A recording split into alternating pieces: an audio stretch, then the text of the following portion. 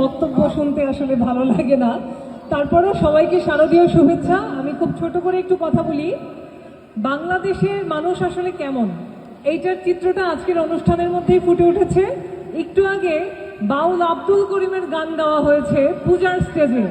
এটাই বাংলাদেশ, ধর্ম যার যার, উৎসব সবার।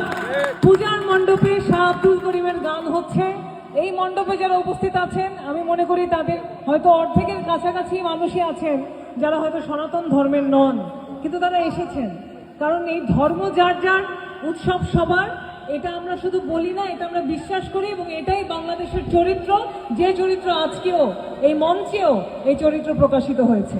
বন্ধুগণ, আমরা মনে করি বাংলাদেশ সম্প্রীতির দেশ বলেই ৭১-এর জন্ম হয়েছিল। এই দেশে যারা ধর্মকে ব্যবহার করে আমাদের মধ্যে বিভাজন তৈরি করতে চায়, তারা কখনোই ভালো মানুষ হতে পারে না। তারা অসৎ উদ্দেশ্যে ধর্মকে ব্যবহার করে। কিন্তু বাংলাদেশের মানুষের ধর্ম সবসময় সম্প্রীতি ছিল।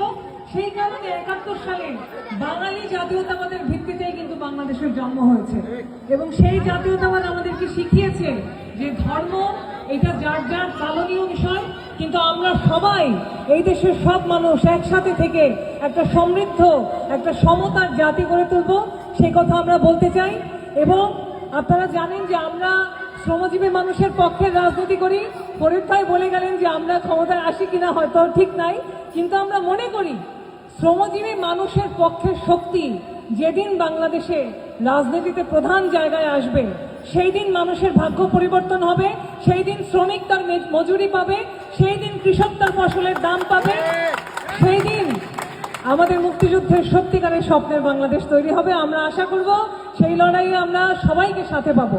সকল গণতন্ত্রকামী, প্রগতিকামী শক্তিকে আমরা সেই সমৃদ্ধের বাংলাদেশ গড়ার আহ্বান জানিয়ে আপনাদের সবাইকে অন্তরের অন্তঃস্থল থেকে শারদীয় শুভেচ্ছা জানিয়ে আমার বক্তব্য শেষ করছি। ধন্যবাদ।